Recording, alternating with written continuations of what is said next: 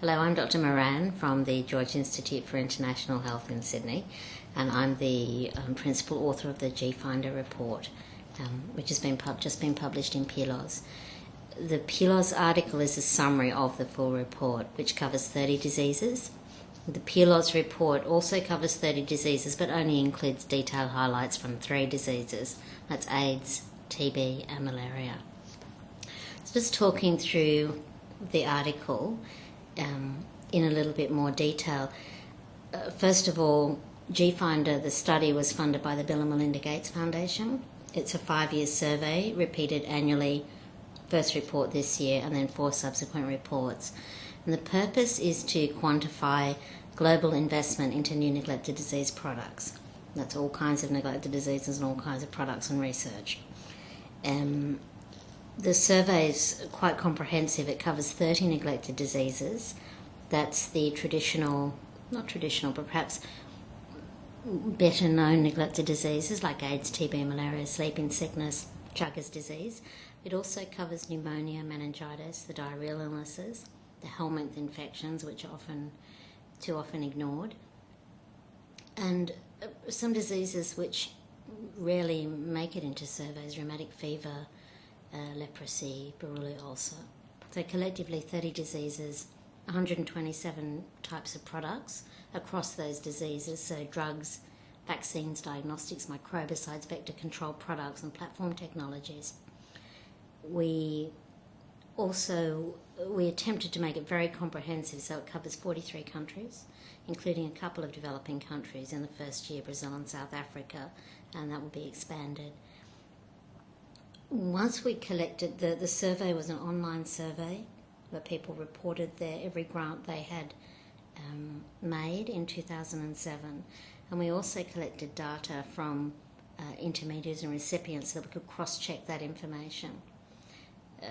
Industry didn't fill in the online survey, chiefly because they don't provide grants, they fund internally. So industry provided us with hard data on their internal investments. There was a number of staff salaries, and all their direct costs, which we'd predefined, so medicinal chemistry, biostudies and so forth. So we got very good data. We hope to have it as close to possible as real data, and we think that it is. So moving on to the findings. Once we collated all the data, verified it, made sure it was in the right categories and cross-checked it, the database was closed and we performed a series of analyses. They fell into kind of 3 categories. The first one is looking at what was the funding by disease. The second one is let's look at the funders. And the third one was looking at funding flows or funding patterns. So starting with the first category, disease funding, the headline figure is that US $2.5 billion was invested into R&D of new products for neglected diseases in 2007.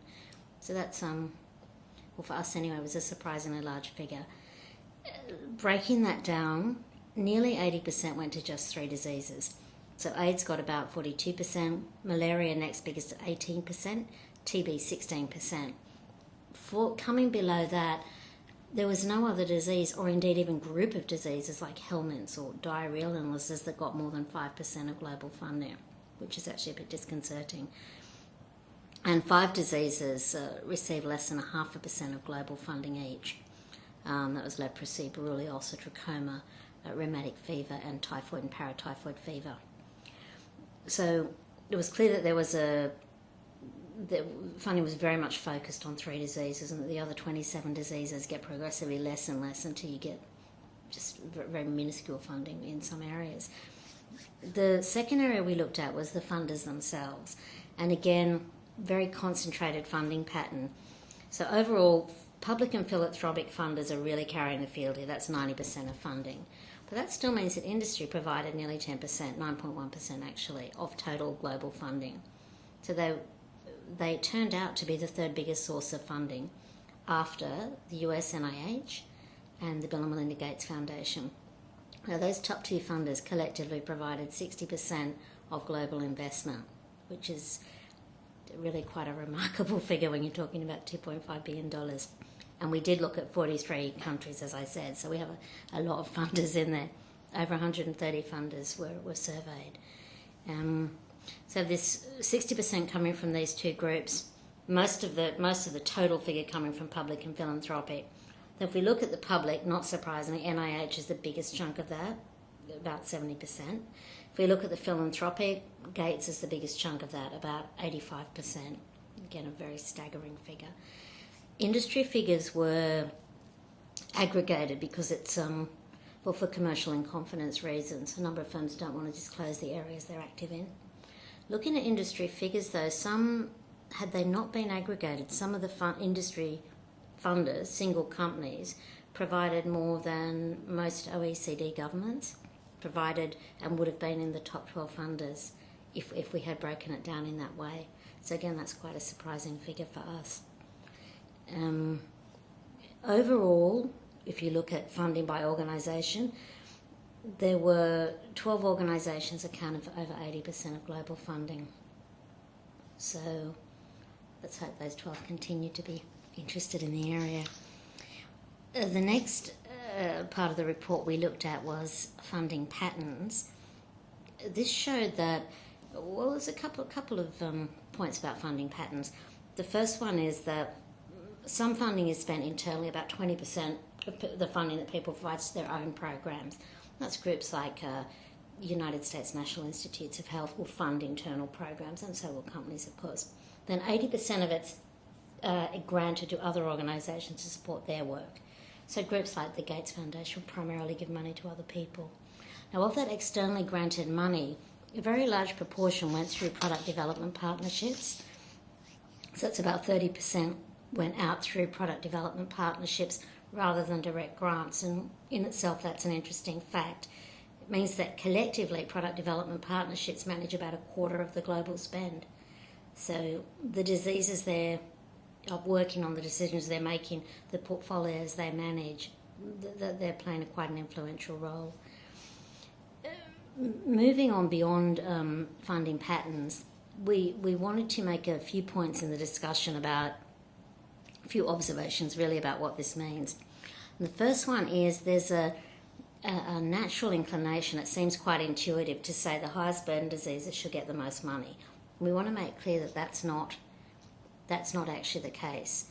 If you need a product for a disease with 1 million patients or 1 billion patients, the product costs the same to make. So if you need a diagnostic, it may cost you 20 million. If you need a vaccine, it may cost you 200 million. But it's the product you need is what drives the cost, not the burden of disease. Where burden of disease comes into play is that it helps you sense the scale of difference in funding for different diseases. So pneumonia and meningitis have a burden of disease about a third higher than the total burden for AIDS, TB and malaria. But they only get 6% of funding, whereas the others get 77%. So irrespective of other issues, you can get a sense that there's an imbalance here, that perhaps we need to, and I suppose that is our message, is that we need to make sure that we're funding the things that need funding in the best way we can. And that a couple of things are that we need more funders. We can't be relying on 2 people or 10 people or 12 people to do all of this for us. A lot of wealthy OECD countries don't appear in the top 10, in the top 20, in the top 50. We'd like people to step up to the plate who can. The second point, I suppose, is that all diseases should be funded according to their need. Certainly the findings in the report suggest that AIDS, TB and malaria are getting attention, which is great and very much needed. But other diseases are simply not getting attention, and we hope that's clear from the figures in the report. As I say, the PloS article is a summary, an overview summary of the report, but for full detail on funding by disease, we encourage you to go and look at the full publication of the report. Thank you.